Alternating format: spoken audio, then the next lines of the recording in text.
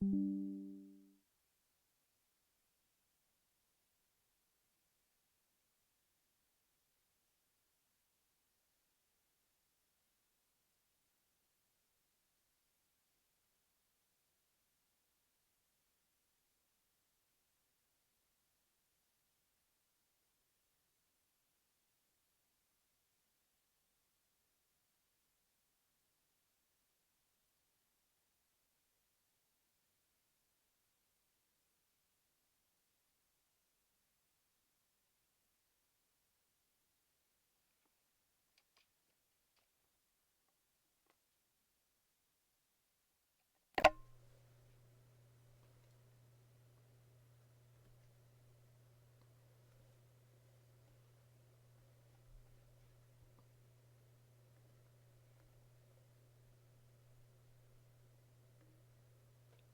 didn't have to rush, bestie, but I'm glad you're home. Welcome home.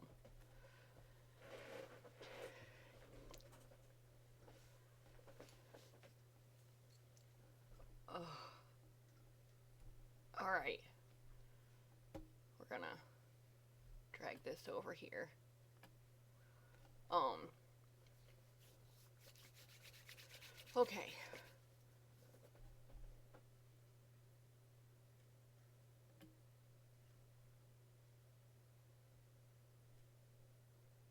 Oh. Oh. I have definitely been there before with the theater.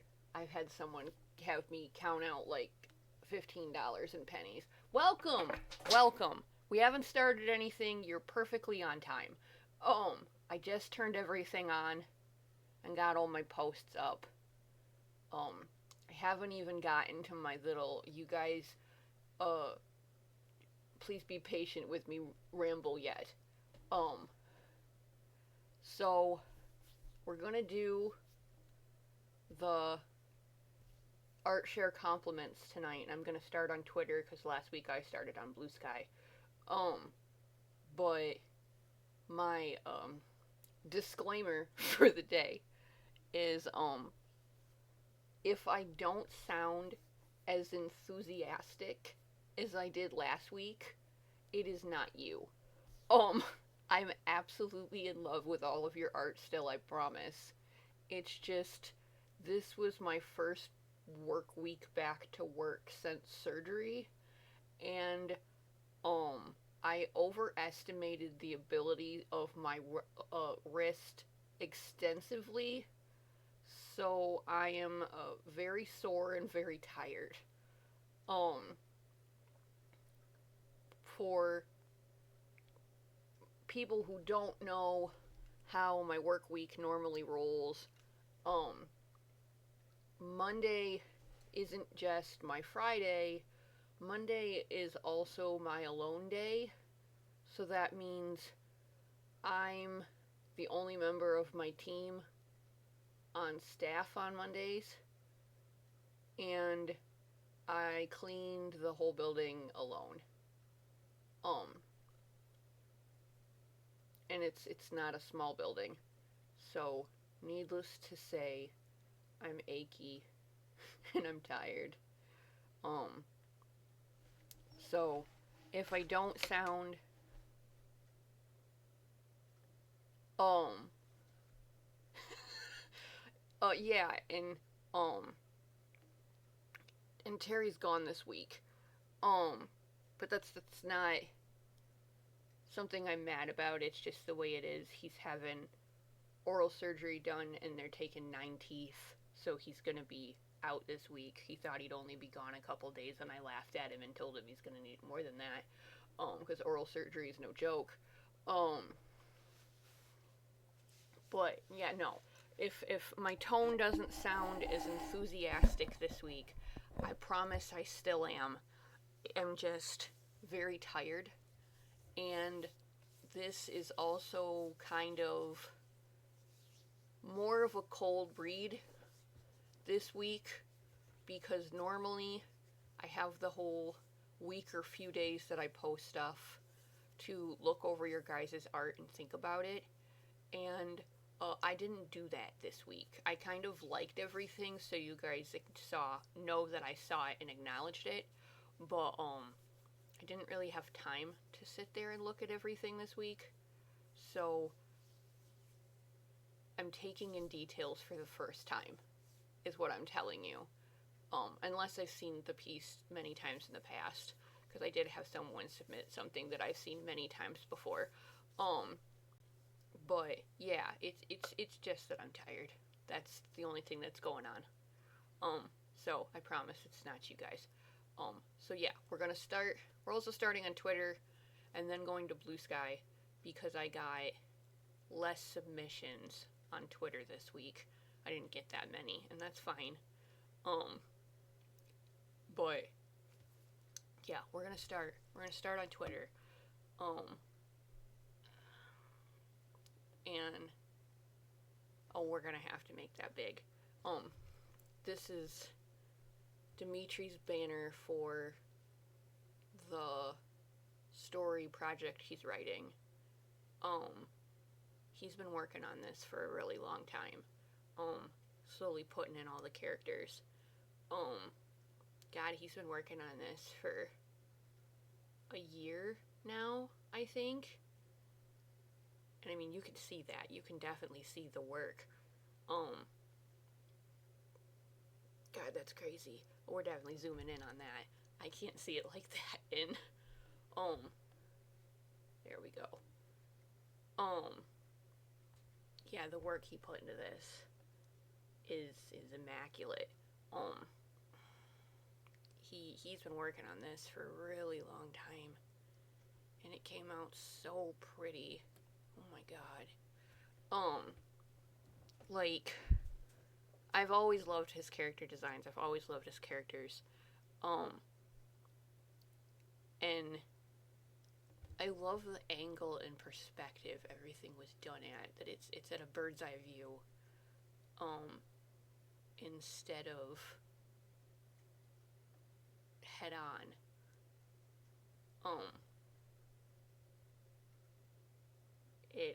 It definitely gives a different vibe with it being bird's eye. And wow, like, I keep always bringing up that, the whole multiple characters, and that's the thing. I remember when not even this many characters were in this, so he's kept adding characters, and it's crazy. Like, this is so good. The background's good, the way it leads is good, the perspective is good, the background's in perspective. I love the figures in the back. I love the logo he came up with. I love the way everyone's positioned. I love how different all the characters are. I love color schemes he has going on. Powers are going on. There's little quirks in all of his characters that make you want to know more about them. I'm really digging this bird's eye view perspective. Like, there's a lot going on, but it doesn't feel like too much. Group cast shots like this are difficult, and he just nailed it. God, this is so pretty. It's so good. I really am digging this texture, cloudy back. God, his work is always so good. We're starting out strong. Starting strong. It really does feel like a grand cast image. Seeing, like, you even have all the lighting shadows coming forward, so you could tell the light is coming from the background, and it gives that, like, larger than life kind of feel. There's so many little tiny intricacies that were put into this, like even the lighting underneath the things, the lighting under here, the light shifts in the shadows. This one's intense. It's really good. See, this is the one. This is Naochan, and I've seen this one many times. I consistently get on them that this is one of their best pieces. I have never gotten over how much I love this piece ever since the first day they posted it in one of the servers I was in. And I just think it's powerful for a piece. And I love how it shifts from the red to the purple, and it just that color shifting gives it such a mood. I love all the little light sprites. I love the way the figures are lit or not lit. I love the way the light seeps in through the trees. I love the little particle lights that are going in. I love how there's like the misty fog seeping in through the trees. I also love that the misty fog is at this level because it gives down this, it gives the dropping down depth. This one is really good. It's always been one of my favorites. I absolutely love this piece that she did. I have always loved this piece so much, and it does. It has that sense of like dropping down a hill depth, and I love the patterning in the ground this one's always been one of my favorites, and it's still one of my favorites. I think it's absolutely gorgeous. I don't think I'm ever gonna stop thinking it's absolutely gorgeous. I just think it's fucking awesome. It's so good. You again. I saw you posted this the other day, and I liked it, so you knew that I saw it. But I didn't take the time to stare at it like I did the other one, because like I said, I'm really tired. Well, you'll have another share for the coming week, because we're doing this once a week. So you always will have something to do, unless you don't have anything that you want to share, which is obviously respectful and your choice. But I'm more saying, give me a second to absorb all the details, because your work is always heavily detailed in a wonderful way. I just didn't take it all in yet. I do love that the flame is the only thing in color, by the way. That's the first thing that my eyes are doing, is they're going straight for that fire. And then you did that as a absolutely wonderful focal point. Because I was rambling about focal points yesterday on color. Your traditional work is just beautiful. I love when you do value with your black and white. I do love the candle being the only thing in color, because it's such a stark contrast against your monochrome going on that it makes your eyes instantly go to it. But I also love the black against this, because again, it makes your eyes instantly go to it. I like how you I can see the experimentation going on, but it also worked. Like, your pieces always kind of have some kind of raw emotion going on, and I appreciate that. Like, I can see, yeah, like this kind of raw emotion going on, and I appreciate, like, the cross-hatchings going on. I love this patterning up here is really good. I love you have the shadowing over here. He is, I'll give you his blue sky. And I love, this one's, it's just really good. Sorry, I'm not as immaculate with words today. But it's so, there's so much raw feeling going on. And you can feel it. This one is very emotional, very raw is the only word I've really gotten going, but it's like in such a good way. And God, my eyes keep going to that candle, and you did the leading lines in it so well. I don't even know if you realized that you were doing leading lines, but you did leading lines, my friend. Because all of this leads you down to the candle. The way these are done leads you down and up to the candle. This arc leads you around into this, down and up to the candle. This connects you here.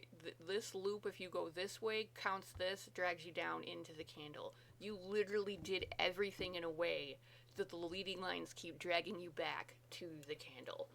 And you did it so well. It also doesn't feel visually unweighted. It feels visually balanced. It's just excellent work. Absolutely excellent work. Okay, this is the last one we have for let me check for a second to make sure no one posted anything. They did not. This is the last one we have for Twitter. Well, unintentional or not, you still did it in a fantastic, wonderful way. Sometimes we artists just do things without realizing we're doing things. But,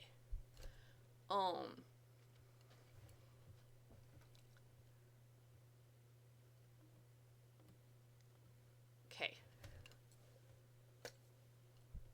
This fan art is, the last one we have. And, firstly, I have to give mad respects for this perspective, for this foreshortening. Use proper words. This is foreshortening, and they did an excellent job with the foreshortening and with the foreshortening of the hand. That's not an easy angle to do. They did a great job at it. I like how they did all of the energy effects. I like the lighting. I like how they did the lighting on the hand. And I like how this colored lighting is reflecting back onto the body and the piece. I like that they did legitimate, literal leading lines into the background to bring you up to his face. If you look at it like this in full, it even with this being as bright as it is, the way the background is constructed keeps bringing you back up to his face. And his eye being that blue, I know that's just the character's eye color. That's the character also consistently keeps his eyes covered, so seeing his eye makes you get drawn to it. It's kind of like Kakashi uncovering his face. You instantly look. But I mean, even with this being as bright as it is, my eyes don't come down here. My eyes have to keep coming down because I keep looking at his face, which is excellent for making your proper focal point. I also love that the lines in the background that got pulled there aren't black. So, like, they're there and they're functional, but they don't feel too hard or too much.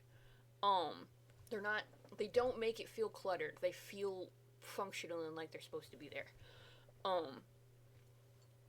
And God, they just did such a good job with the lighting. The lighting is really good. And that perspective is fantastic. That perspective is great. Okay. Now, let's do blue sky. There it is. Blue sky. We got more over here than we did over there. Okay. So, this one, I just keep staring at her eyes. I keep staring at her eyes. There's a lot going on. There's a lot of me wanting to know what is going on. I like when people do that pop of color versus monochrome. I love the line work. Again, the background doesn't feel cluttered. It feels purposeful. And it adds to it so much. remember, if you guys like this work, you can go through the posts and follow people. And I like the watercolorness of how they did the blood smears. I like the hair. I like the expression. I really like that color orange. I think. Okay, yeah, they just said they love it. They didn't tell me whether or not it's an OC or a character. I'm pretty sure it's an OC. And it's got a lot of interesting things going on that makes you look all over. Those eyes are such a focal point, though, and they instantly make you start asking questions. I really like how they drew the eyelashes, too. The eyelashes are just... It's very pretty. It's very pretty. It's very well done. The line work is so pretty. I'm a sucker for good, clean line art. It's... They did texturing, too, in their shadowing. And I really like that. Okay. Drink is back. This time, this is their OC, Violet. And she is one of the OCs I kept staring at on Art Fight, but do not yet possess the confidence to attempt to draw her, because this is not my normal forte. I love Drink's work. It's always so bright and vibrant and wonderful line art. It always hits the right spot. I'm also a sucker for bright colors, so I'm down for that. I love the flower around the glass. I love the itty bitty flower that is here on the bottom of the glass. You can't see that. The itty bitty flower that is on the bottom of the glass. The itty bitty heart pattern that's on the tail. There is detail. There is the star detailing into the wings and down the tail. I love the bow. I really love her color scheme. See, and there's even dots. There's even a pattern right here. And she is drawn at such a small scale, getting all this detailing in. It's not easy. This is one of the times that Drink colored their line art, and I'm a sucker for that too. So, I will admit that I think that looks absolutely fantastic. I love the sugar rim around the drink. The drink itself is drawn really well. All the bubbling and everything, and the depth, and where the ripple is, and I love her. Maybe I will draw her for Art Fight this year. We'll see if I get that brave. I love her glasses. I just love this character's design in general. I love her horns. I love how it's so cohesive in a color scheme. But, like, it's all the purples and then a really light behind it, so it makes her pink pop.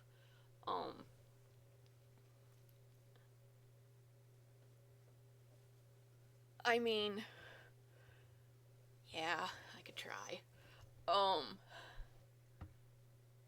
And I don't know, this one just, and see, and that's what's happening is since I was yakking about color yesterday, this is kind of working with secondary color, tint of a primary color. This is a warmer shaded green. This is a warmer shaded green. These are warmer shades of purple, even though these are cool colors. They're on the red and yellow spectrum, so they're blending well against this. They're warm tone cools. It's a wonderfully done piece. See? And now this was done for Drink, because this is Drink's OC. This is Um, more. This was a. Shrunky did this as a raffle prize. Um, yeah, this was the raffle prize winning. Um, and she does look really cute in their style. Um, I love how they did how he did the hair. I'm never gonna get over how he does eyes. Um, the little fangs, the little nose. I love keeping to Drink's checkerboard. Like this is Drink's brand. Um, and it definitely I appreciate that, like, it's on brand for who it was drawn for. I love how they do fabric, and I love how they do hair. All of the little speckles and the wings are there. You can see the soft fluffiness of the shoulders, how they're not hard lines because she's fluffy. And the little colors around the eyes, and just, this is really pretty. This came out really, really pretty. I like the lacing. I like all this. The folds and everything in the fabric. I like that the shadows are matching with the hair too. Yeah, this came out really pretty.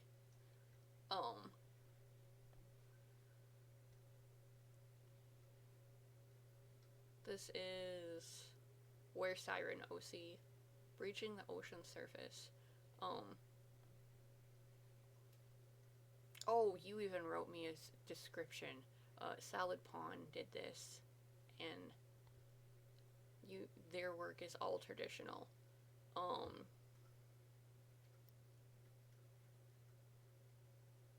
Okay, a young woman cursed by an ancient artifact to turn into a deep sea siren at the behest of a mad god. Her transformations are painful out of water, so she submerges when the change begins.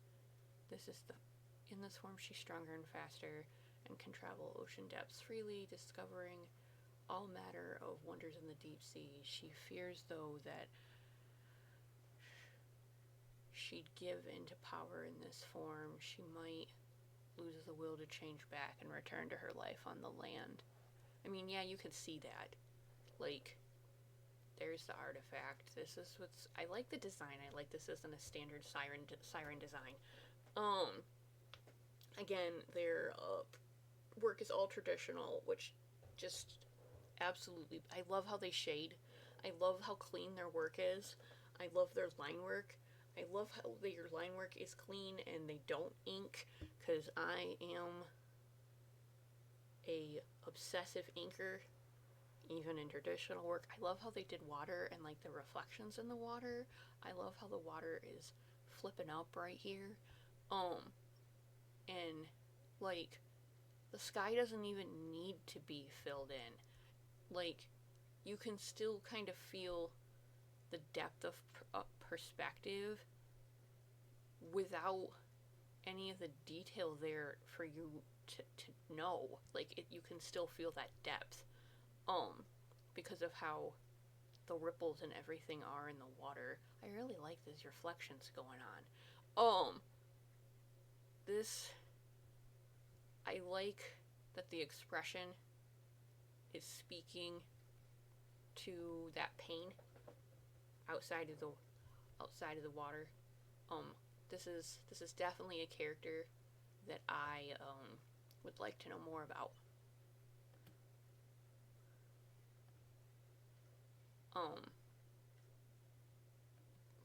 Marshy shared this one because they were very proud of it, because they got the wings to look translucent, and they did, definitely. Bigger, please. They definitely did get the wings to look translucent because of the way the light is coming to reflect into them. And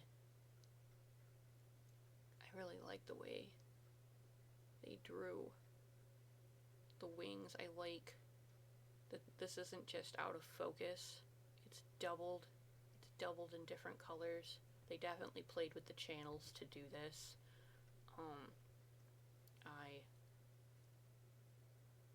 I appreciate that, playing with the channels to do that. That doubling. Because you can see they doubled the line art, so some of it is off center with it, but it gives it more of that motion feel. This is very pretty. I love the way they draw. I love the way they draw faces. I love the way they draw hair. I really love the way they draw wings. I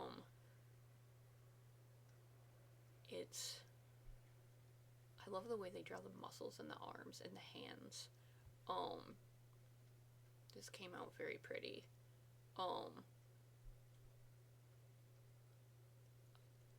The leading lines of the fabric and the motion is very pretty too. Again, the background is a gradient color, but it doesn't even need to have anything else into it. It's doing all the work it needs to do. This came out gorgeous.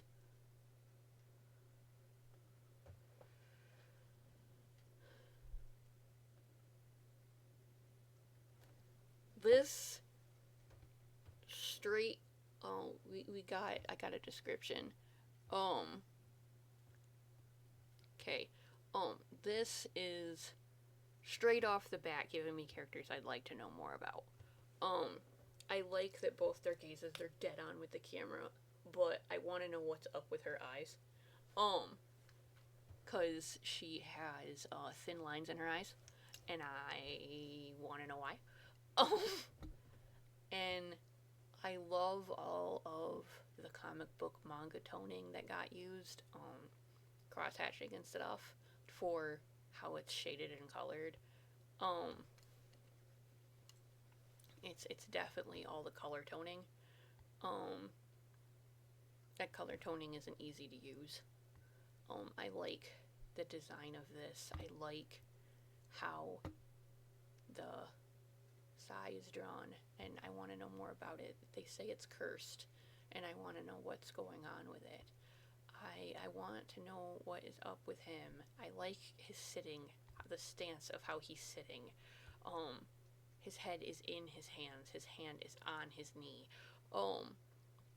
I like his stance, his posture. I also just like the style. I like his face. I feel like this is a character that I would cling to. I feel like this would end up being probably one of my faves. I like the tiling in the floor. I like that the background has the brick pattern in it, but it's not like so heavily put in that it's taking away from the characters. I definitely have questions, but like, who are these people? What's their story? What's going on with them? I definitely have more like story related questions. That I'd like to know more. I also like how her mouth is drawn and the bottom lip. I really am enjoying that. Her little tiny skull earring. It's kind of giving me Soul Eater vibes. Kind of. I definitely want to know what's going on. Okay. This is the first time Ink has put art in my art share, but I have followed Ink on Twitter for a while, so I've seen their OC quite a few times. This is like their OC. This is the character I think of when I think of Ink, because it's the one they use for their profile picture. And I have always loved their work because it's such bright colors. It's so clean. I'm a sucker for line art. I'm also a little biased because I've previously stated I'm a sucker for blue. Their work is so meticulously detailed, and their work is meticulously cel shaded. Like, it looks like fabric while still being a part of the arm. And then all of the detailing is here inside of the arm. All, like, you see, hold on, I gotta zoom in, you can't see that.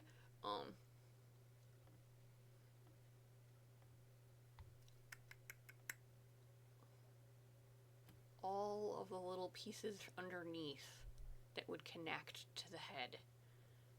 Like, see, you can't even see all the detail that's in those eyes when I'm zoomed out. Like, you have a beauty mark on a robot. Beautiful. You have the little dash lines in there for your cheek. Like, there's a lot of old school anime things in here that, make my brain buzz so happy. There's a lot of meticulously things that are very meticulously done. This extra rim of shadow, but not all the way through. And then the itty bitty lines to put in. But see, this color, this line isn't the same as this line because it's getting shadowed by the hair, but it still exists. I appreciate that. I appreciate those itty bitty details. I appreciate the itty bitty lines. And like this, there's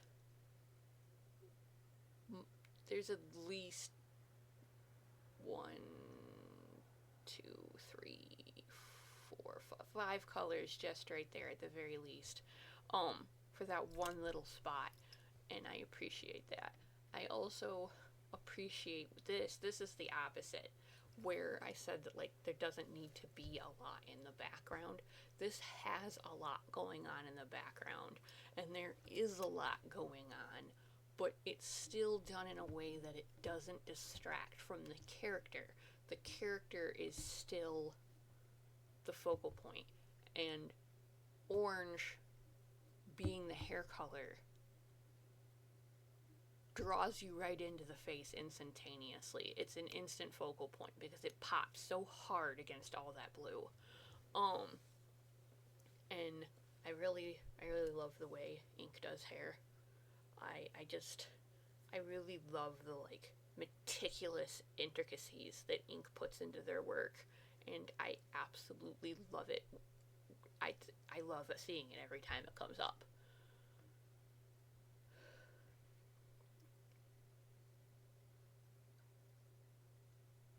Okay, mostly into Yu-Gi-Oh, like making OCs. I was gonna say, I can definitely see the Yu-Gi-Oh influence. Cause she definitely looks like a monster card would be. Admittedly, I am a massive Yu-Gi-Oh nerd, so I can definitely see the Yu-Gi-Oh influence.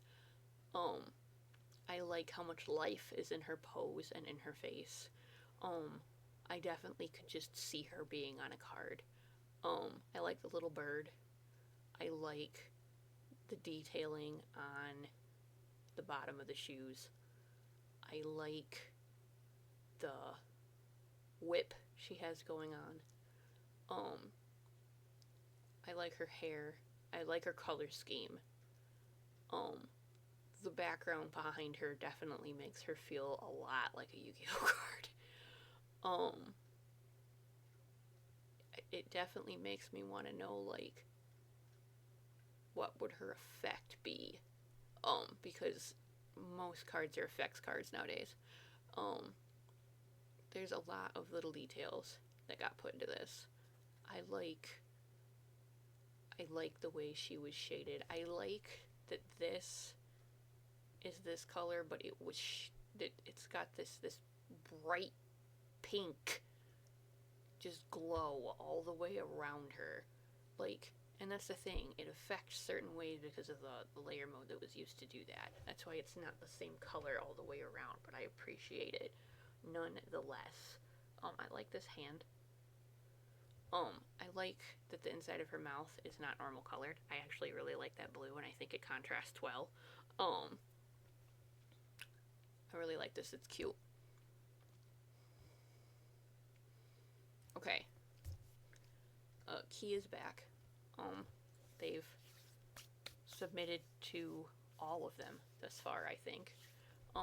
And this one has a lot of emotion.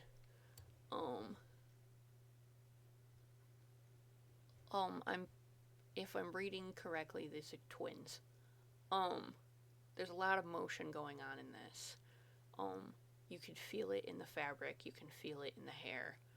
I like the lack of line art in this one. I like how the gradient was used to convey separation. I like all of the little sketchy sketchy shapes all over it. I like that the text doesn't take away from the image. I like that in some places what would have been the line art was doubled. I like the red that's going into the hair. It's giving more motion to the hair, and I like that. The little sketchy shapes that are all over also add to the motion instead of just being there. They're like actually adding to the motion of what's going on. I love that this feels like a loop, and that the characters themselves loop into each other. They did a really good job with this one. I also like that all of this isn't always the same color. It too is a gradient. I like all the white too, because the white definitely makes those parts of it pop, because everything else is so deep and contrasted. I like that we stayed in like a white, red, black, brown, palette. That's the word I was looking for. Yeah, I like this one. Okay, Razzie. Razzie's work always blows my mind. I saw the sketch of this one too, and it was beautiful. Their sketches are gorgeous. Their colors are gorgeous.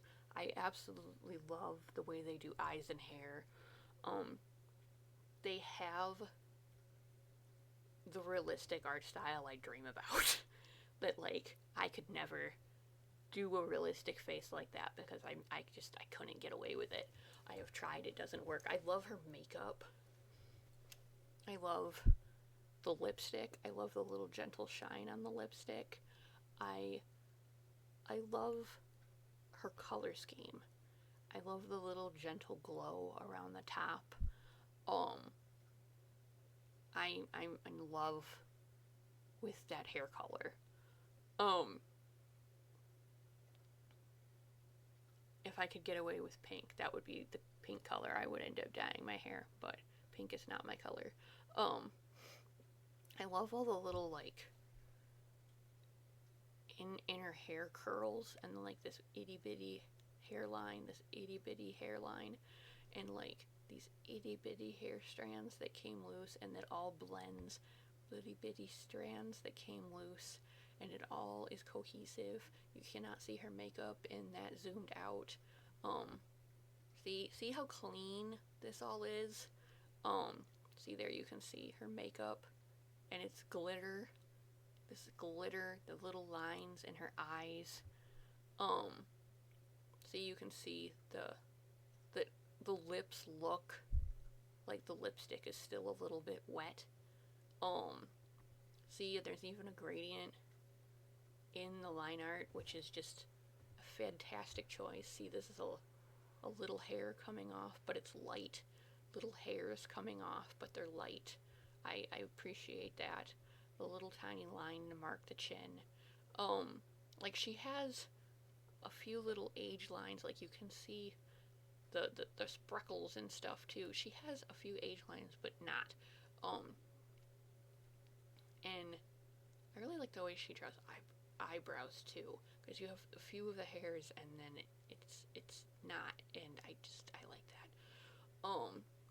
Itty bitty hair, I appreciate that. I like all the little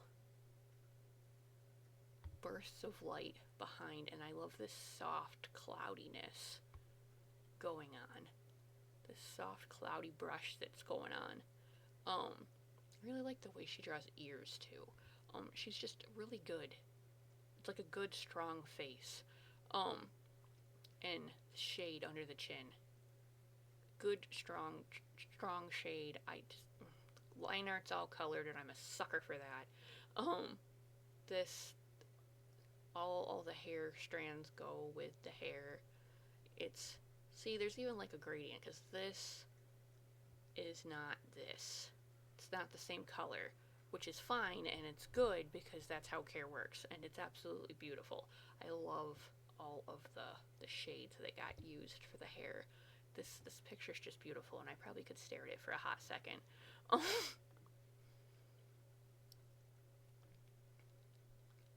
Okay. Kai said this was their favorite long-term / learning as I go piece. And God, do I love the way they paint dark skin. I admit dark skin is something I am still learning. We're working on it.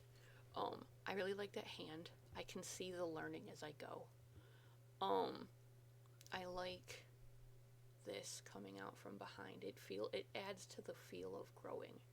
I like this pattern in the back. I like the blue. The blue adds to the eyes, but it's still, those eyes are focal point, and normally when they do characters, their characters always, the eyes are the focal point. I love this deep color and the lips and the small shine. I love the way they did the hair. I love this. This is really pretty, and the eyes are such a focal point. There's like so much going on in just the face. I love the way this is lit. Like, this sense of depth is still there. I really like the way they drew the body in general, and like that there's folds going on, and the shoulders, and the collarbone is here, and depth, and the shoulder is sitting. It's so it's good. It's very good. Okay. Where am I at? Okay. I get to talk about Bestie. Bestie has changed New Year's resolution from one crocheted square a week to making a mood scarf. So now it is a row for a row in comparison to the mood of the day, because we log our moods because we're bipolar. But so this is a mood scarf, which I think is an immaculate idea. I got a kick out of it when you told me, and I still get a kick out of it now. I think it's absolutely beautiful. I'm really excited to see how long this bad boy is gonna be. Exactly, when you told me that, I about lost my mind. Oh my god, what pattern did you use? Bipolar disorder. I live for that joke. I think it's fantastic. I love the colors you're using. We don't have our mood tracking app set to the same colors. I really love, obviously, the blue yarn. You knew I was gonna say that because you know I'm a sucker for blue. I love that purple too, and that's a good green. The yellow just stands out, and it definitely makes me wonder what you have set to yellow. But no, I'm really stoked for this one. I'm really stoked to see how long it gets. Because, I mean, you've got 31 days in just January, so, like, it's already gonna be pretty long. Again, your crocheting is just magic to me. It's always been magic, and I think it's always gonna stay magic. Right? Like, I can't make anything like this. I mean, that's a lie. I could sew, but, I don't know if I could do anything like this with my hands for that long. I could if I wanted to, but, like, I don't know. I like it being magic. This is also just intricacies that I appreciate. I have nothing but respect for fiber crafts. Yeah, I'm stoked, bestie. I really am excited every time I get a mood scarf update, because this is gonna be really fun to look at by the end of the year. So I think you should keep dumping it in ArtShare every now and then. Maybe not all the time, but like once a month, so we can see how the mood scarf is going. I think it'd be fun to keep seeing the updates like once a month to see how long this bad boy's getting. This is also a hell of a project, so like it's gonna be badass.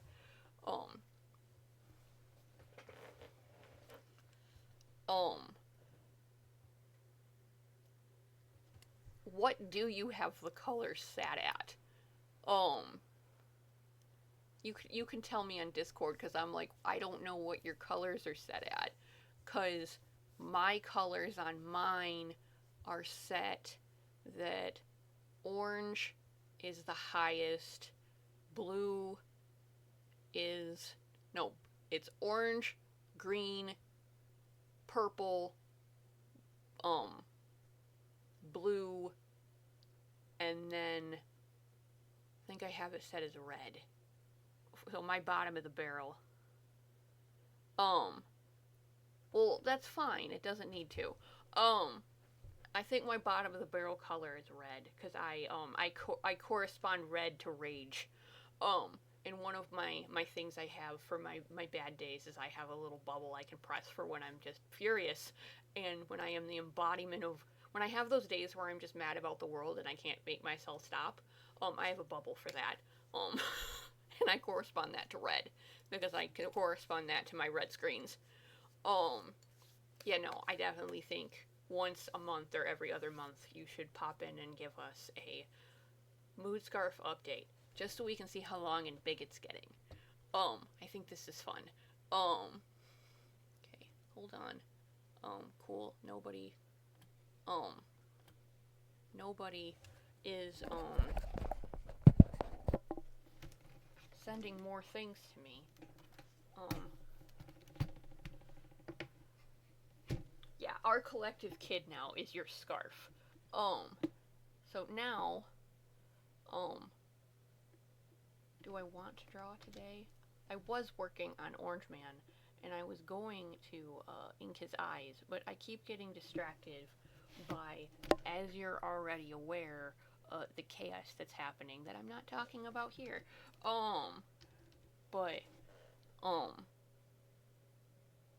But the chaos that's going on, and me being really extra tired this week has made me not draw at all.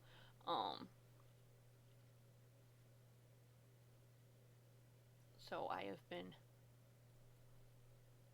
trying to work on, see, I'm so tired today. I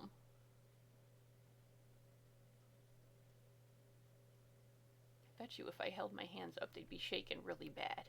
I already told Theo that my left hand frickin' hurts. Work definitely kicked my ass this week. My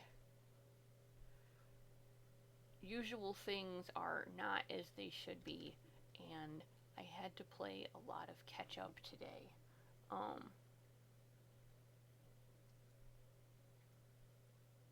do need to fix that when I do that. Because I drew the lines for this a long time ago, before he was a really big muse. So now I need to fix a thing to really convey how mad this man is.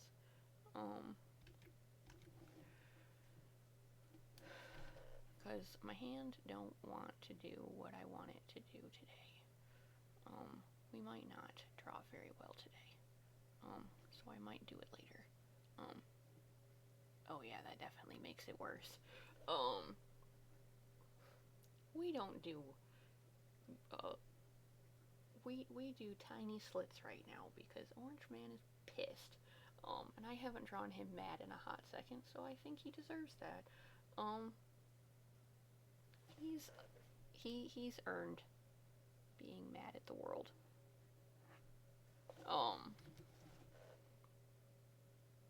See, we were talking about that yesterday, and I said it, but I said you couldn't see it because of the way I draw,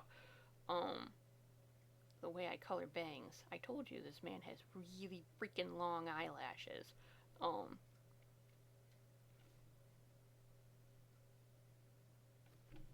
Here we go. It's leveling out.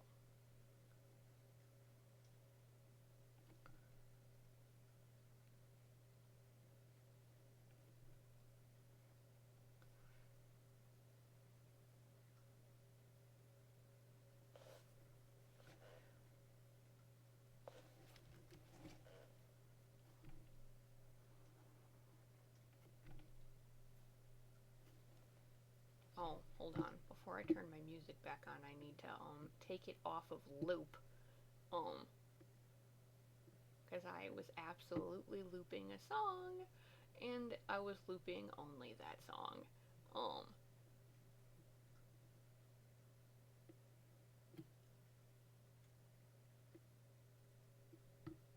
You know, honestly, he had to have, because I don't draw Thule with super long eyelashes. So he had to have got them from Shoki. Did I draw Shoki with long eyelashes? I've only drawn that man once. Hold on. Where are you, Lemon Man? Do I have these in order, or do I have them in? They're not in order.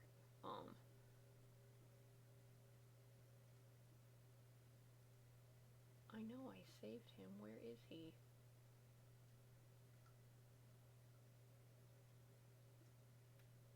Oh, he's by Tulta.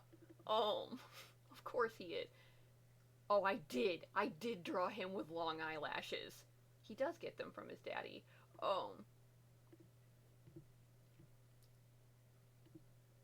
So it's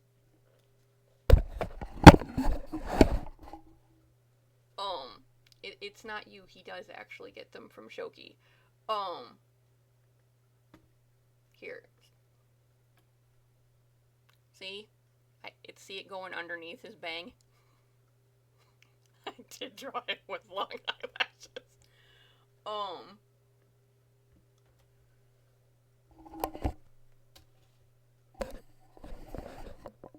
See, I had my mic on the other side of the desk because I wasn't paying attention, so that might be why I was quiet. I moved it closer.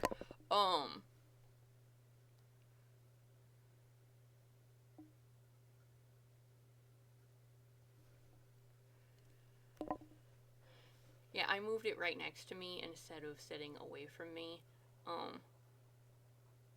Like I said, I'm tired. I'm sorry.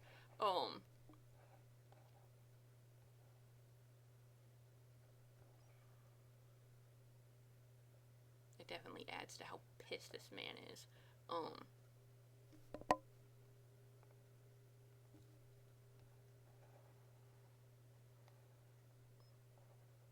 See, Orange just has really long eyelashes, and it's another thing that Silu can stare at him for. Come on, what are you doing? Thank you, don't stick.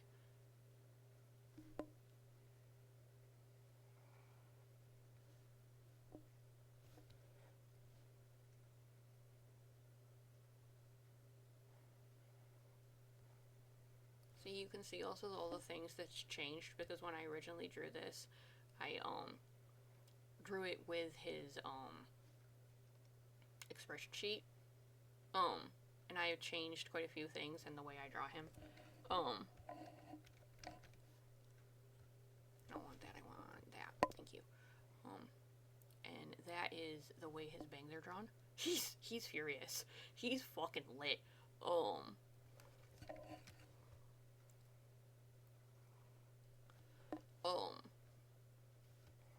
His hair is also not nearly as long as it needs to be. Because I didn't draw him with super long hair. That is a thing that developed over time.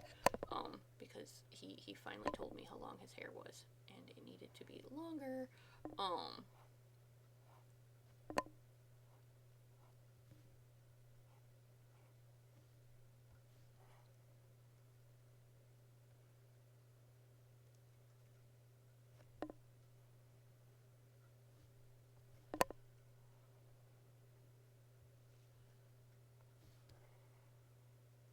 So you can see firsthand, when I'm done with his hair, all the stuff I've changed, because I'm very obviously not following the lines. And that's because they're just there for form. I'm cleaning this man up. The very first time I drew this man, I drew him on your birthday. His very first bust image was drawn on your birthday. And then I did his expression sheets when he decided he wanted to sit down and talk to me. I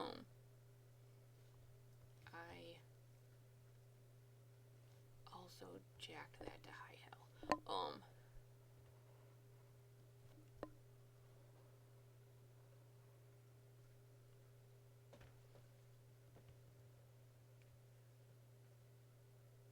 You know, it's true. Oh, I did. You're right, though. He literally promised him a bath if he doesn't rip his IV out.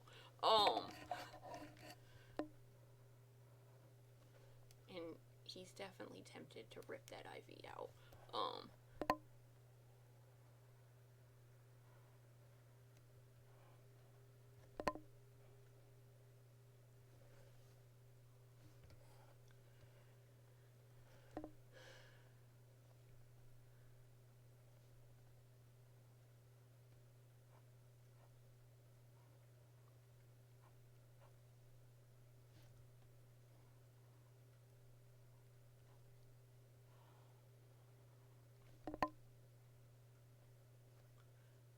Now, you can really see how much shit changed.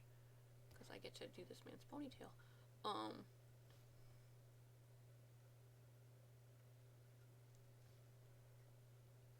You know what? You earned it, though. This week has been a week. You earned it.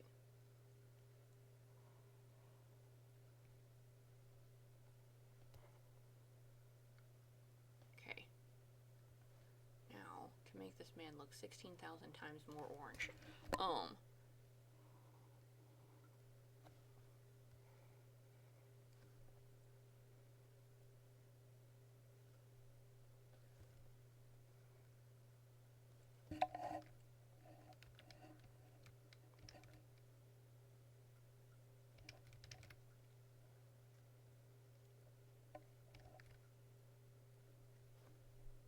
Why didn't you do what I told you to?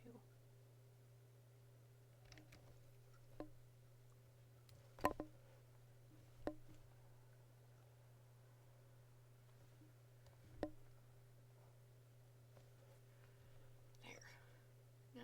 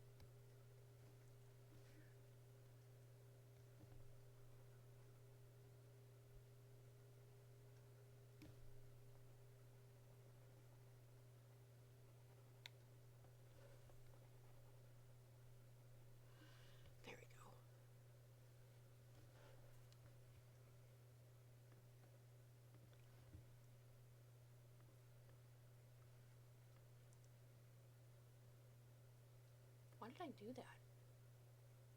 Oh, that shows you how fast I was doing this.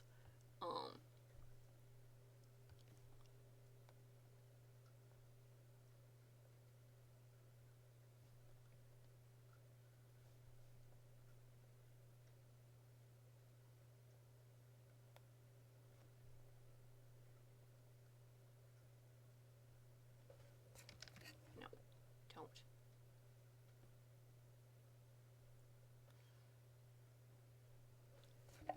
Will you not?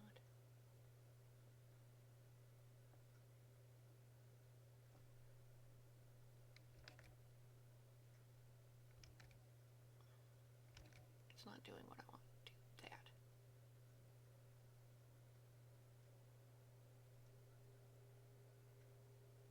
Thank you. Oh.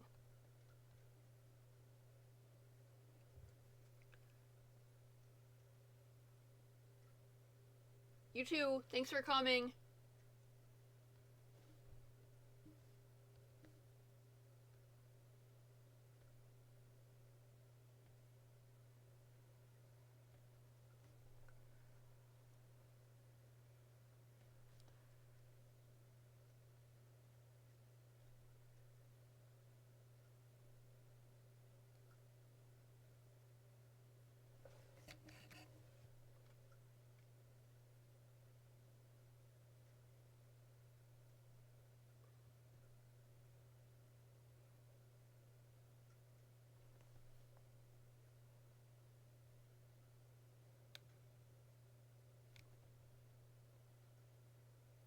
Well, I think maybe because my hand and my brain are fighting me.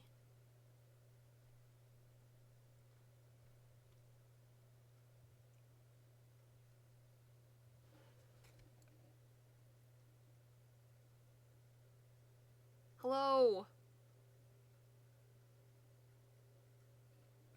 Theo, you need to put that in his channel in Discord, please. Oh! How are you? Thank you for popping in.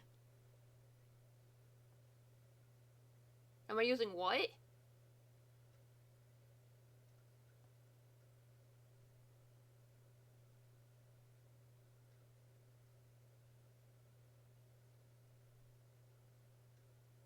Right now I am,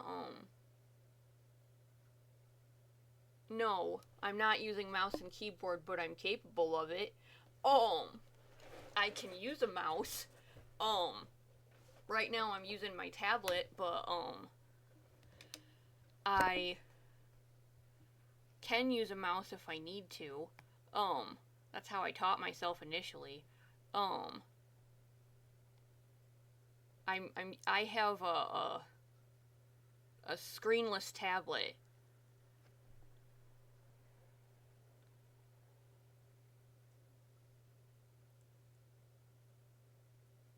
Oh, no. I would've,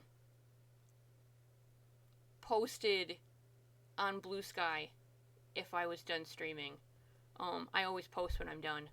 And if we've doodled, I always post the progress of whatever we made.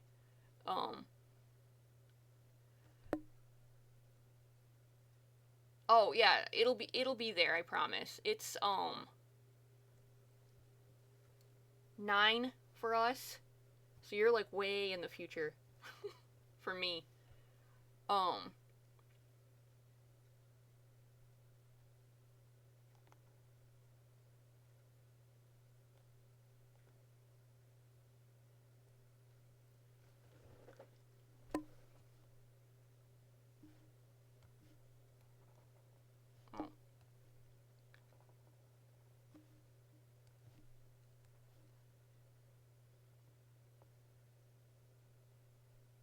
Oh, yeah. I always post links on my Blue Sky whenever I'm done with things, so, don't feel like you need to stay up just because I'm haven't posted stuff yet. It will be there, I promise. I always post stuff when I'm done.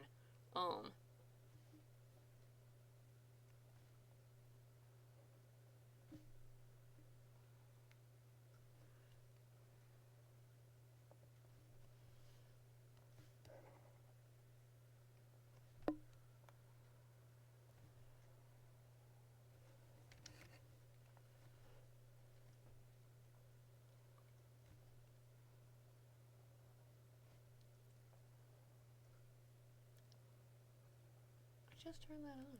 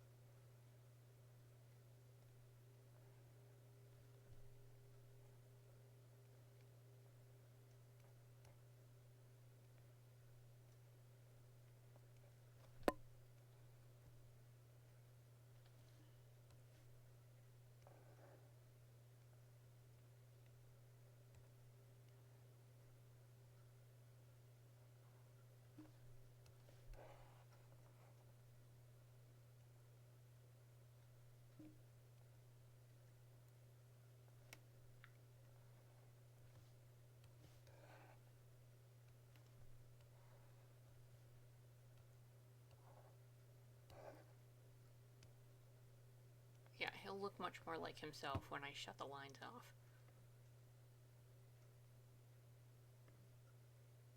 Oh, I see what I did. That's fine. Now we go in and we fix that manually. Because I've changed the way that they draw this man's hair. So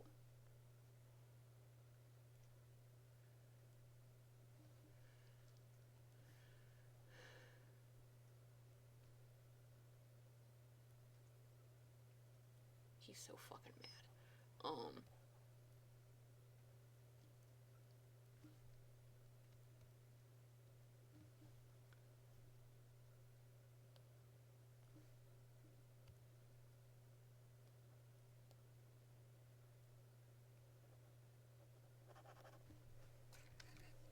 That didn't go in the way I wanted, so we fix it by hand.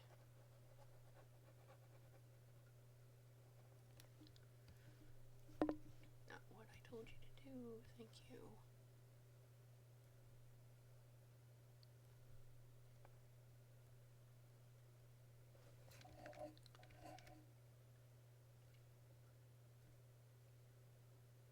Definitely wants to be a little brat today.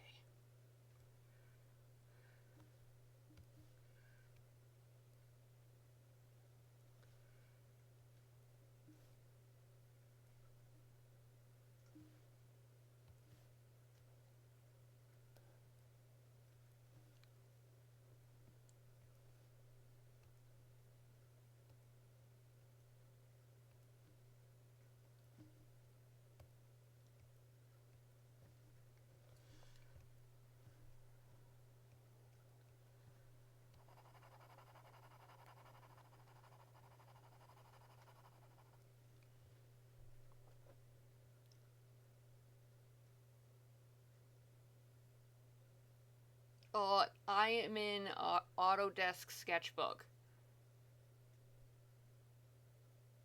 I also need you to stick that in his channel too, Theo. Oh. Yeah, this is Autodesk Sketchbook. It is a $20 program. I think it's 20. When I paid for it, it was 20. And it's a one-time purchase. No subscriptions. Once you buy it, you own it.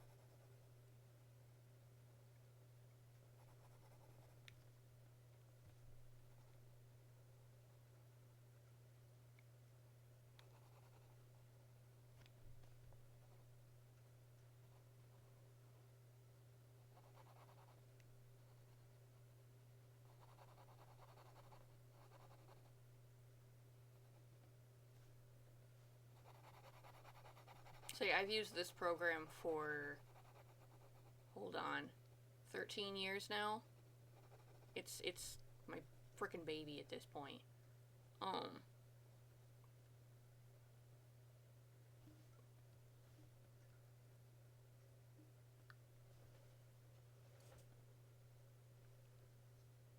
Yeah. The first time I used a screenless tablet was like back in college, but that was like 2006, 2007. So, as you can imagine, it's been almost 20 years at this point, so I don't think about it now.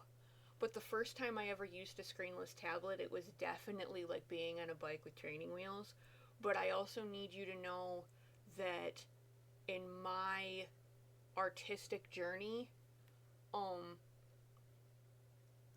having a tablet with a screen when I started digital was extremely expensive, and tablets weren't popular, so that wasn't really an option.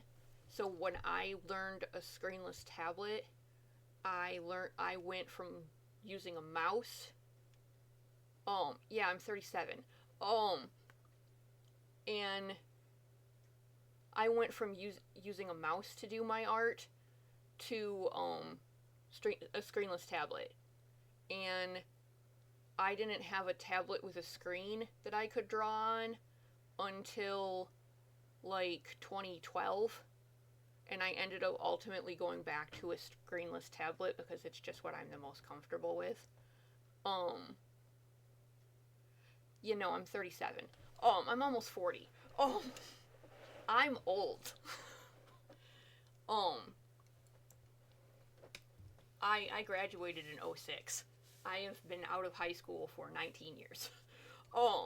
19 years. Sometimes I say it and then it has to sit in my brain for a minute and then I go, oh God, I am old. I am one of the elder millennials. I've been on the internet that long. I've been around. Hold on, that puts it in better. It puts it in better perspective when I say it like this. I'm older than Google. Um, yeah.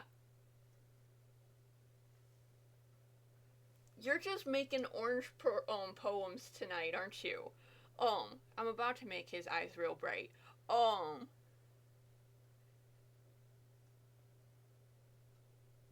I love how you're also making it seem like he's about to murder you, when really, since this is Mysterican times, the worst he's gonna do is make you not be able to talk. Um, if this was Wonderland times, though, you have problems. Um, but yeah, for future reference, I'm older than Google. Um, I've been on the internet longer than Google has. It's been a hot minute, but like I can color and draw with a mouse. Um,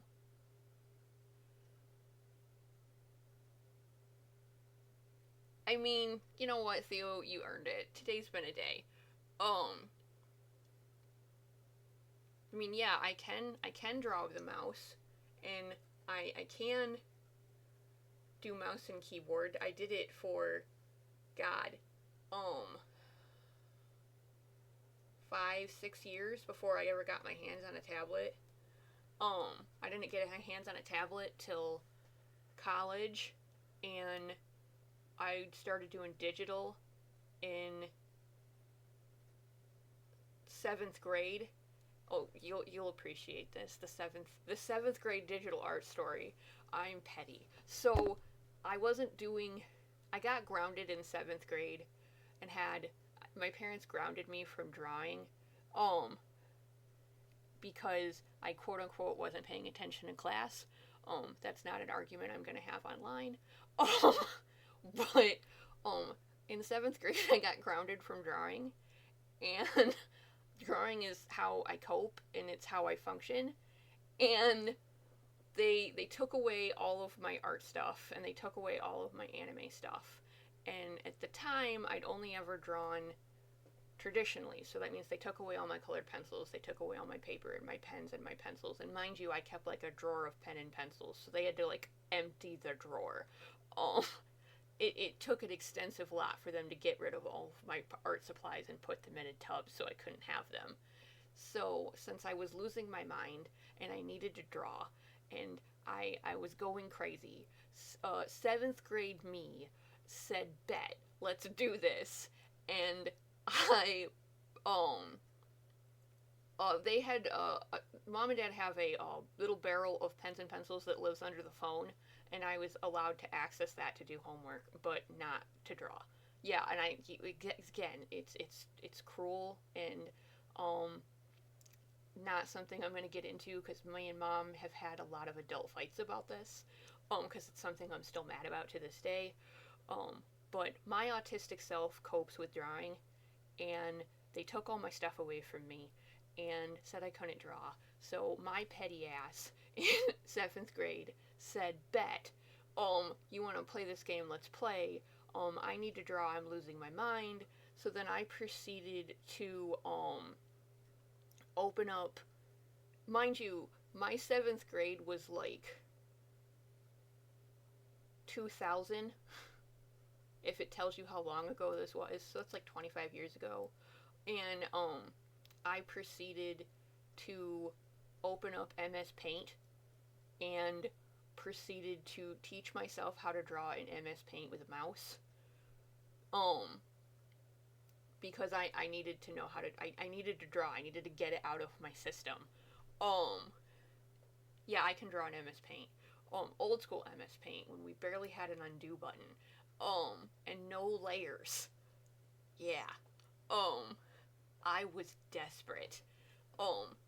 So I taught myself digital art in MS Paint with a mouse, and I used to draw so much digitally with a mouse when I was a kid that I used to have a callus on my right hand on my wrist, um, where the edge of the computer desk would dig into my wrist because I used that mouse so much to draw. So I mean, I can absolutely draw with a mouse. I could put my pencil down, my tablet pen down right now and color with a mouse if I wanted to. But I don't. Why work smarter, not harder? But yeah, like we had screen tablets, but they were really really expensive, and Cintiqs existed, but again they were really expensive, and Cintiqs were like the dream. Um, but obviously we didn't have money for that, and I still don't have money for that. Um, but I would love to have a Cintiq, but alas, I don't have one or the money. Um, but yeah, like that's I've been doing this for a very long time. Um, a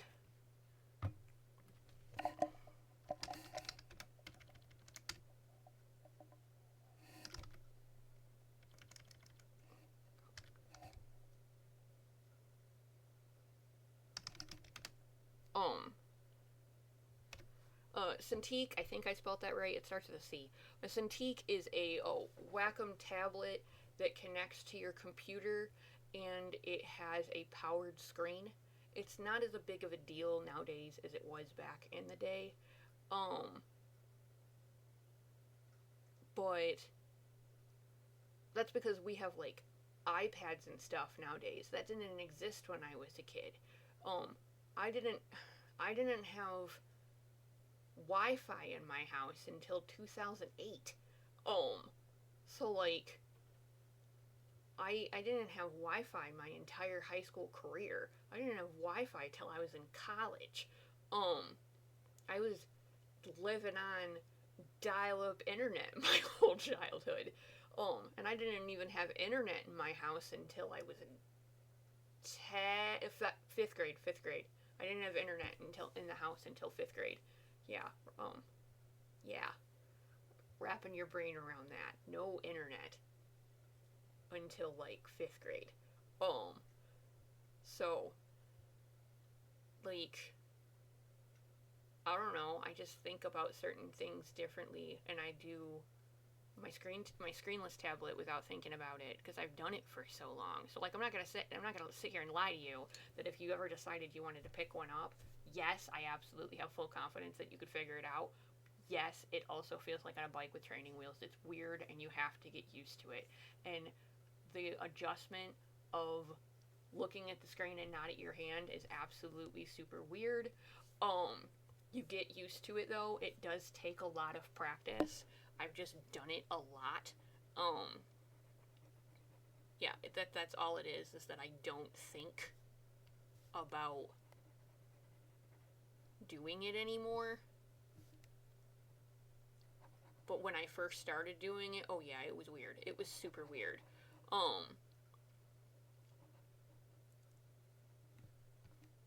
And like,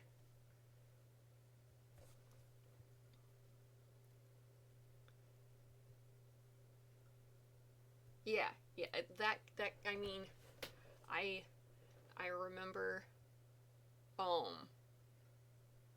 the Y2K era of everybody freaking out that we were gonna have like the basic apocalypse.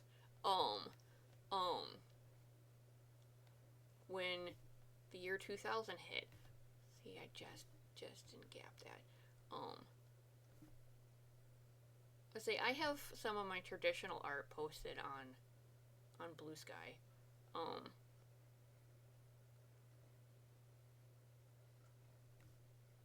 I'm behind on my 100 days of posting my old art. I haven't been doing it because I've been tired. So that's been a little bit behind, admittedly. See, that's the only problem with doodling when I'm tired is my hands shake a little more than normal. It's harder to control the shaking. But alas, it is what it is. If you weren't here the last time I explained this, but the shaking I'm referring to in my hands is I have tremors in both hands. That's why sometimes my line art looks kind of shaky. It's because it is. I have tremors in both hands. But the tremors get worse when I'm tired. And I've used my hands a lot this week because I am custodial. So that means I definitely use my hands a lot.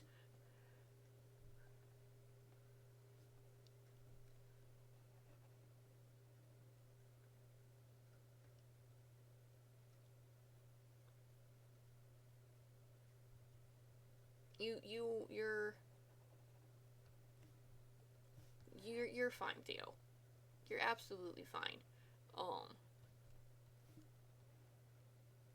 See, this man keeps getting progressively angrier the more I color him. There. I gotta go there.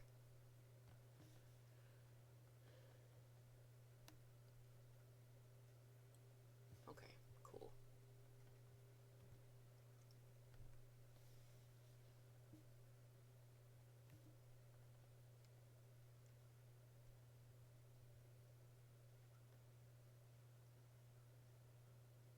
So yeah, if you never really seen, I always do it so quick. This is why I use the brush that I use for the highlight, the catch lights in their eyes. I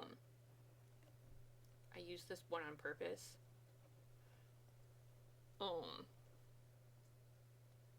Cause this one, the way it colors, it does the rim lighting.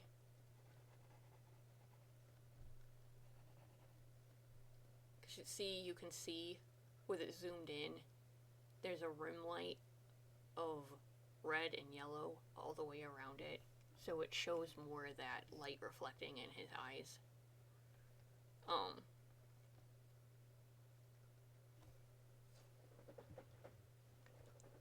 It is not. It came with the program. In fact, I don't like how that catch light looks at all. So we're gonna do it again. Because I need it to look different than that. It is not a custom brush. It came with the program, and most of my brushes did. Almost 90% of the brushes I used came with the program because nobody makes brushes for this freaking program.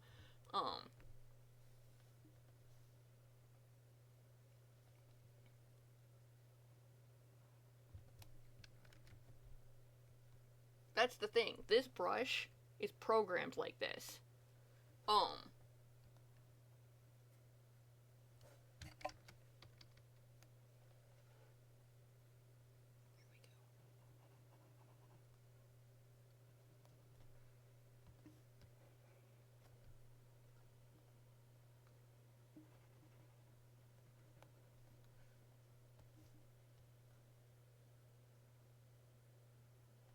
I need to flip that side.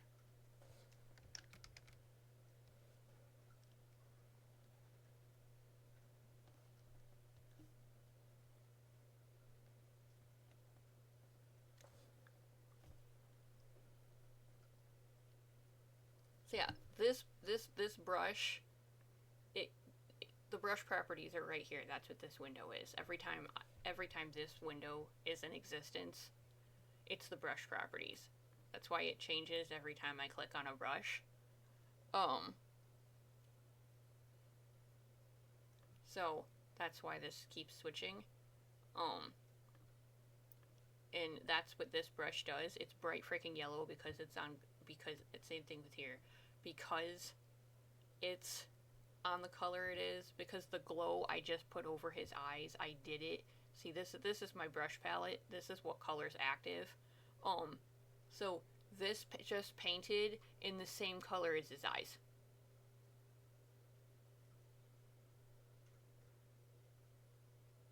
See, here's the thing. With mine,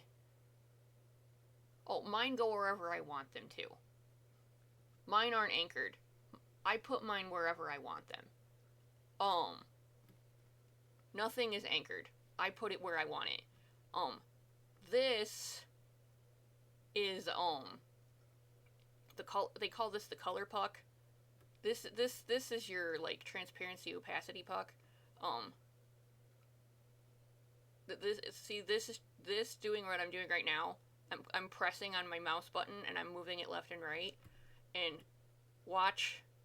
Here's your size, the size of the brush. All I did was click this and I'm dragging it left and right. And if I do this, up and down, it's changing the flow or the opacity of the brush. And all I have to do is click on that and drag it up and down.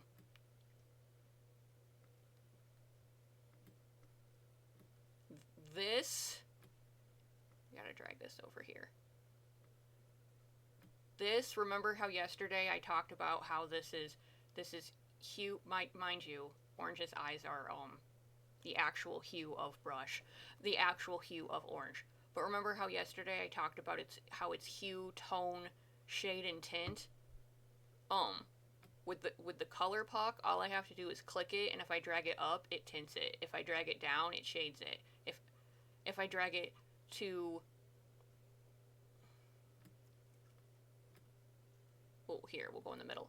If I drag it right, it goes to hue. If I drag it left, it goes to tone.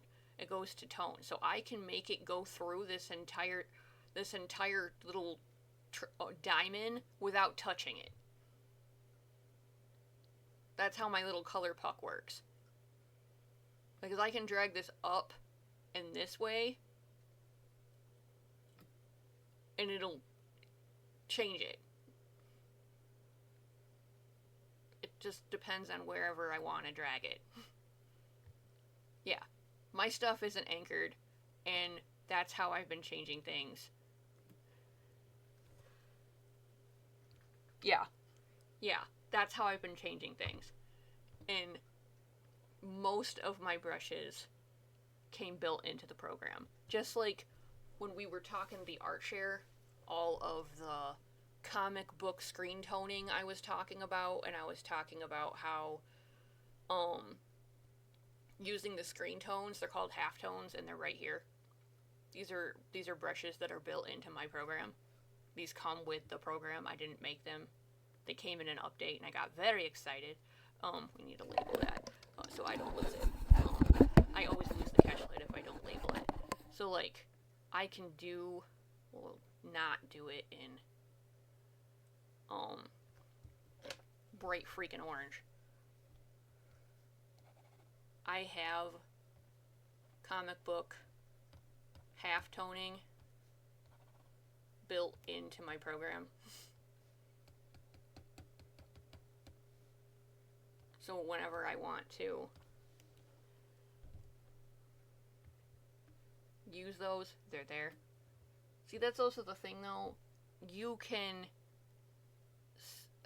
I might download your program just so that I can actually look at it. Cause I've never used yours, so I don't know how it works. So I don't personally know how it rolls. Just because I've never used your program. But I've never had a reason to download your program because I'm so used to this one. Oh, see, that's a good thing. Guess we're still doing color things today. Is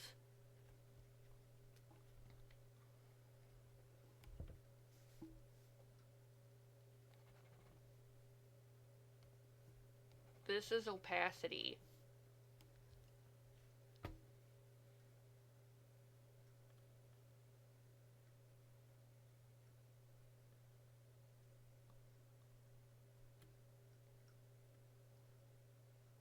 This is transparency. This is opacity. Opacity is how much the object behind it can be seen. Transparency is how much light is going through the object.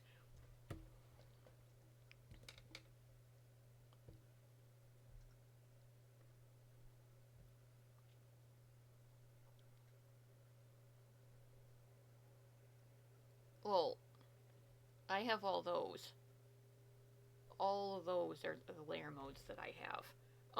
They're all standard ones. They exist in Photoshop.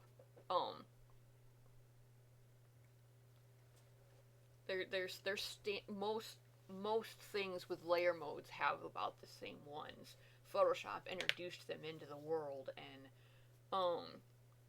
see, and that's also the problem that I was getting at yesterday when I was talking about color, is that people who are starting out with art, they open these programs and there's just so much. It's like the very first time I ever used Photoshop, I didn't know what to do. I was overwhelmed. I had no idea what half that stuff meant. But it didn't matter because I literally took classes on how to use it. Like, I took classes on how to use Photoshop since high school. So it doesn't freak me out when I see this stuff because I am so fluent in I am so fluent in using Photoshop. And that's just what it is. It's like me with art programs and Photoshop is you with Excel.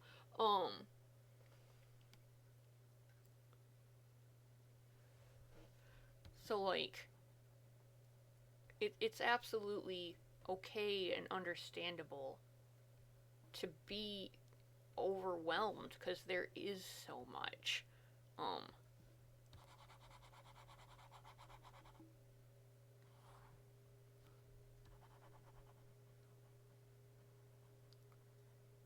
And whenever I actually manage to get my hands on another monitor that is the same size as my main monitor, you guys can see how I keep my setup normally. Right now this monitor is smaller than my main monitor, so everything feels a little crunched,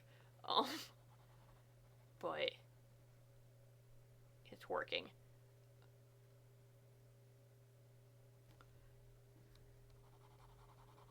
But yeah, none of my stuff is anchored. I just kind of put it wherever I want it. And that's the thing with this 2-monitor setup I have going on that I've learned. If I want to do this game and slide it onto the other monitor to get it out of my way, I did.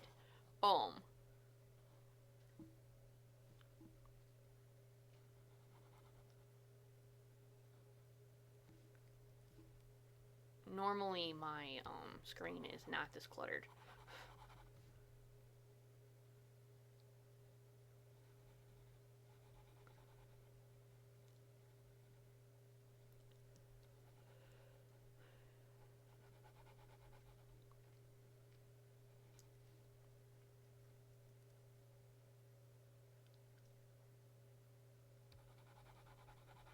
See, and that's the thing too. I've heard great things about Procreate, but I don't have an iPad. And even if I did, I admittedly probably wouldn't use it, just because I'm so used to this program that it's my baby and it's all I ever use. Which is saying something because I used to use Photoshop, strictly Photoshop for art. Even though that's not what Photoshop was made for. It is more nowadays, but not back in the day.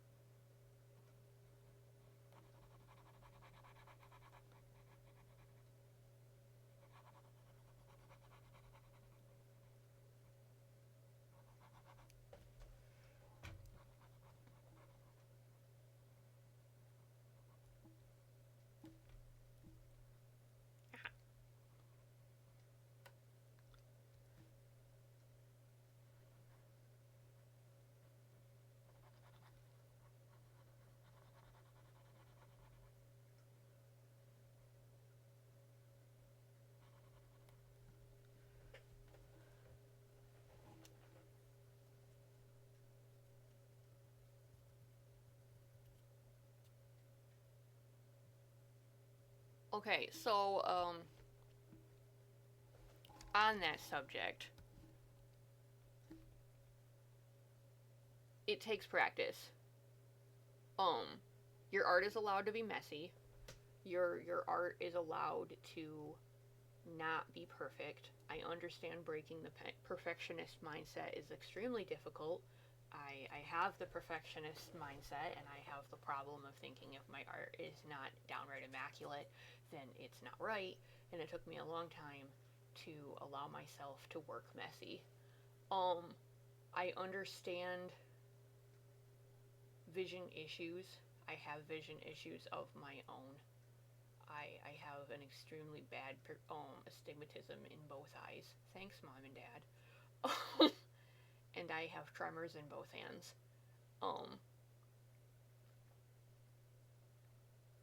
And I'm telling you, it can be done. And if your line art is shaky, that's okay. If your coloring is shaky, that's okay. Most of my work, I don't use a digital stabilizer on, even in my digital work, because I think it takes personality out of my art. And you can see the shake in my line art if you zoom in it on most things. Come on. What are you doing? Computer, I swear to God.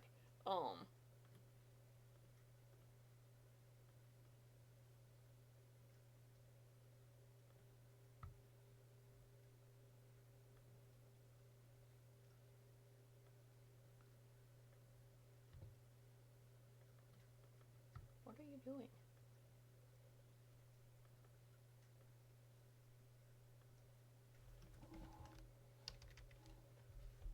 Well, we're just gonna do it that way, I guess.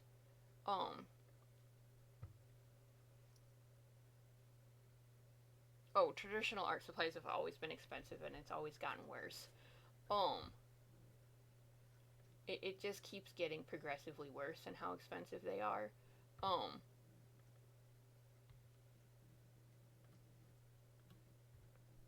my computer is being a jerk and not doing what I want it to. Um,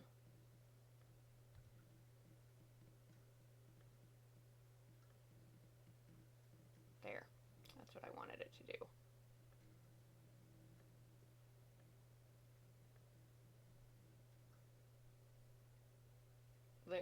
I'm more. If I make your perfectionism feel any better, that's just the point of what I'm about to do. We all agree that this is really pretty, and I worked very hard on this. It took me 4 days to do this. Um, and I spent a lot of time on it. Um, but my line art's still shaking if you zoom in on it. My line art's still shaking. My hands are still shaking. Um, there's itty bitty not in line with it. Um, there's itty bitty imperfections. This looks like a straight line zoomed out. It's not. This looks like straight lines zoomed out. It's not. Um, this looks like straight lines zoomed out. It's not. My hands shake. Um, there's shaking. This looks like a straight line zoomed out. It's not. Surprise, it's not. Um, what are you doing? Um, I didn't tell you to do that, computer, but that was still the point I was making. Um,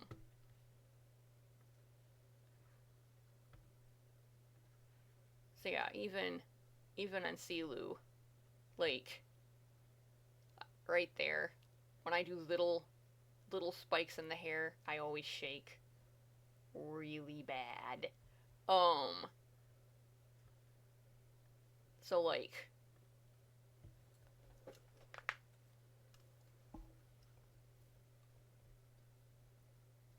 well, yeah, and but that's the thing is it's it's practice because the thing is if you can ink traditionally, inking digitally will become easier. I can ink digitally because I can ink traditionally. So like if you do the hard thing, it will become easier is what I'm getting at. Um I'm not saying one is better than the other. I'm saying that everything is rooted in the fundamentals, and if you practice the fundamentals and even more so traditionally, it will reflect into your digital art. So I encourage practicing even just lines in traditional. I literally used to carry a sketchbook, or I still carry a sketchbook around me everywhere, but I remember when I was a kid, sometimes I would just fill papers with lines. I would just draw straight lines, curvy lines, fill the whole thing with line patterns. I would just draw lines or circles or boxes, or there's sketchbooks I had that the pages just filled with different anime eyes. And like it's okay to have a sketchbook and for the sketchbook to be a disaster. It's yours and no one else has to see it. Um you can also wear a glove for that. That's why we have artist gloves. Um we have artist gloves to keep the smudge off our hands. Lord knows I've smudged out things because of graphite on my hands. Um I'm I'm always going to be very pro the traditional part of art. I know it's not for everyone, but I'm always going to be very pro of it because that's what I had and that's where I started. Um, if you would have told me, if you would have found 10-year-old me and told me that I was going to be almost 40 drawing on my computer, I would have told you you were crazy and that that's not a thing that's possible. So like I'm always going to be pro traditional work. I understand it's not for everyone. I'm also saying though that like your work is still beautiful even in the even in imperfection. That like the imperfections of our art, especially freaking nowadays, are so important because it's what makes them human.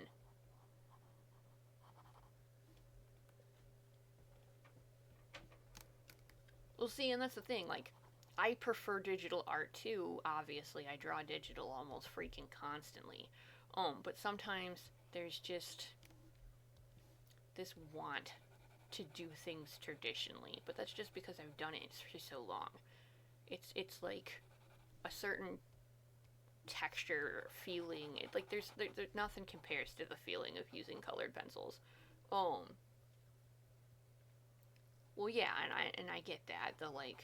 The zooming thing has definitely become the love of my life.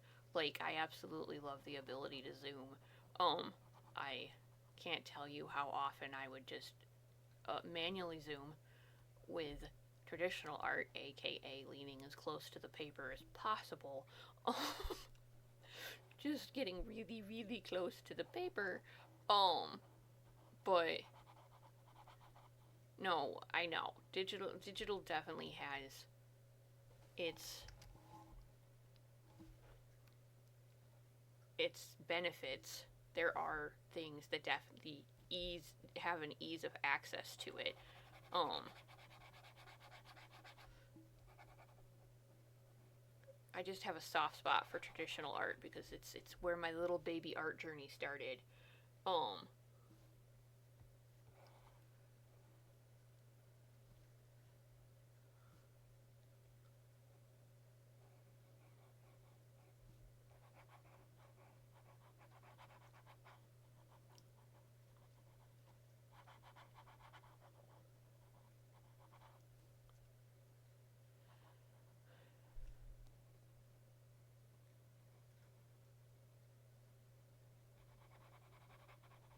say we got a lot more done on Orange Man tonight than I expected to. Um, that one. That's what I need.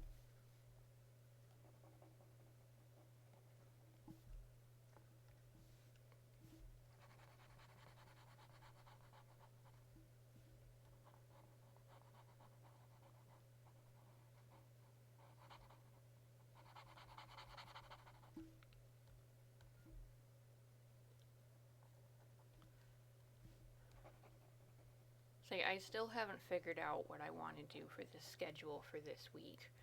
Um, Tomorrow and Wednesday are my days off. Um, I'll probably stream tomorrow, probably at the same time. Um, cause I don't have to go to bed early. I have to go to bed super early for work on the work days because I work very early in the morning.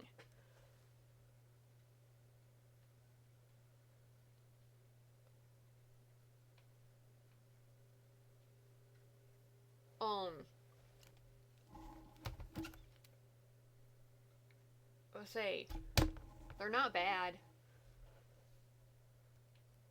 and that's the thing. Most screenless tablets have drivers, not software. Um, and that's the thing. My screenless tablet, I basically just plug it into the USB port and it works. Um, that's the cool thing about a screenless tablet. It doesn't really overbog your computer system because it's just like plugging in a mouse. Um, you're literally just plugging in a mouse. Um, Except instead of it being a mouse with a tracking system, it's a pen with a tracking system. Um,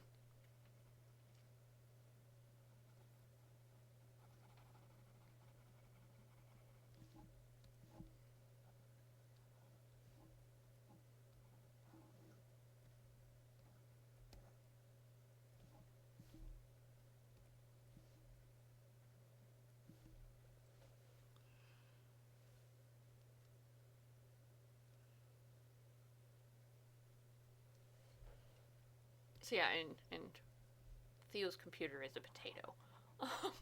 We love Theo's computer though. It does the job. It does its best. Um,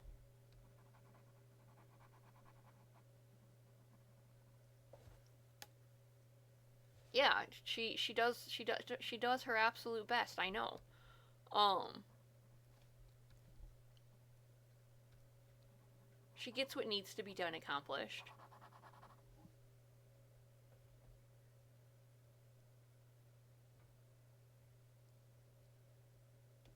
Let's see, the only I keep looking at CPS, but then I keep looking away from CPS because I love it. I love what I have so much, and I just don't want to pay for a subscription. I already pay for Photoshop. I don't want to pay for another one. But unfortunately, I've used Photoshop for so many freaking years. It's like a little addiction. it's it's like a friend that I need to have access to. Um, I use Photoshop for so much stuff. Um, but like, I know CPS, like the really fancy version of it, can do animation, and all the animation's done in vector, which is definitely something my brain is in love with. I love the idea of doing animation in vector. Um, but I also have a hard time wrapping my brain around doing vector with a tablet, because all of my vector that I do with a mouse. Um, so I would have to adjust. That'd be another learning curve, is telling myself I can do vector with a pen and not a mouse. Um, I'm so accustomed to doing vector with a mouse. Um,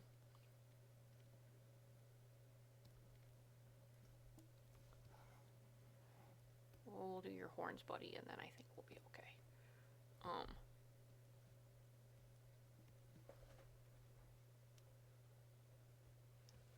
Animation's intense. Um, there's different kinds of animation that people do. God damn it, I did it. There's different kinds of animation that people do. Obviously there's 3D, there's rigging, there's live 2D, there's traditional, there's 2D, there's puppet warp, there's um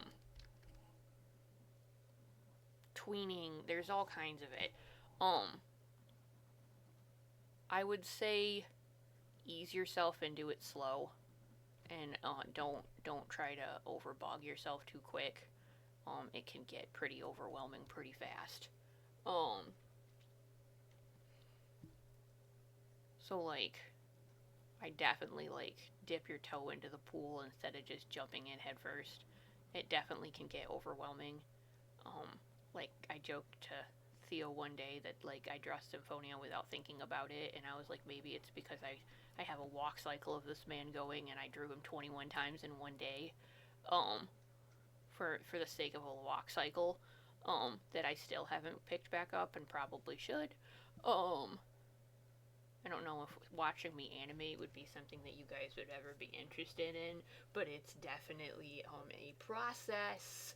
Um, but uh, the way I onion skin can get kind of weird to watch on screen. I don't know if it would be very entertaining. Um, maybe one day this year, maybe I'll work on that picture I did of Silu floating and chilling. Um, maybe I will work on that because I need to finish that too. I gotta color that. I can't leave it. Um,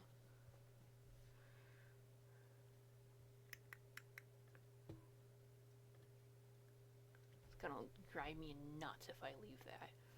Um,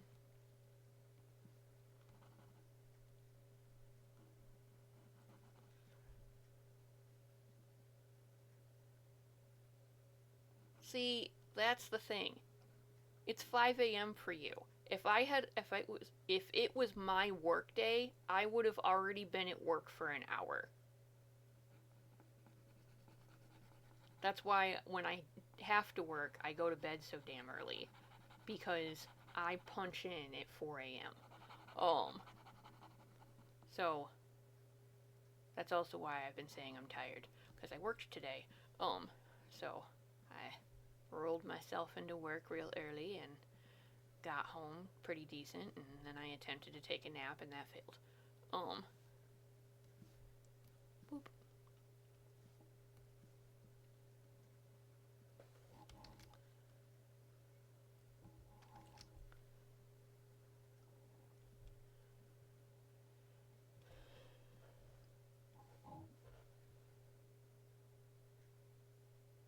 I mean, dude, if that's what you're into, um, go for it. I'm very pro.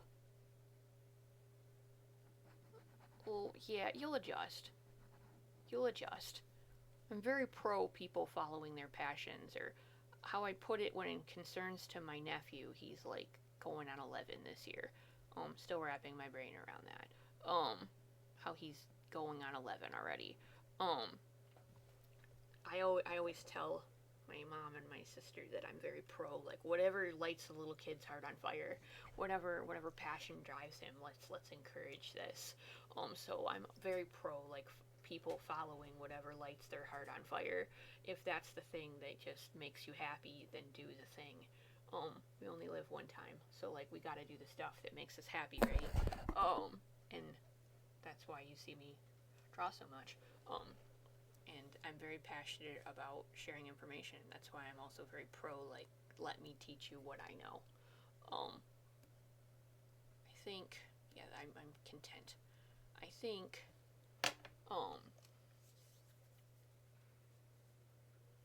dude, yeah, my sister had a telescope when we were kids, and that thing was really freaking cool. So I think this is where we're gonna pause for the night. I appreciate everybody showing up for the art share compliments and sitting around afterwards and listening to me yak about technology and art and watching me doodle. We will be back potentially tomorrow. I need to think about how I want to do the schedule. I might need a day to just kind of chill out because work was rough. But tune in to keep track of my blue sky, because I'll put up the post for when we're going to do next week's art share, which will be, once again, I will do it on Monday. So thanks for popping in, guys. I appreciate you.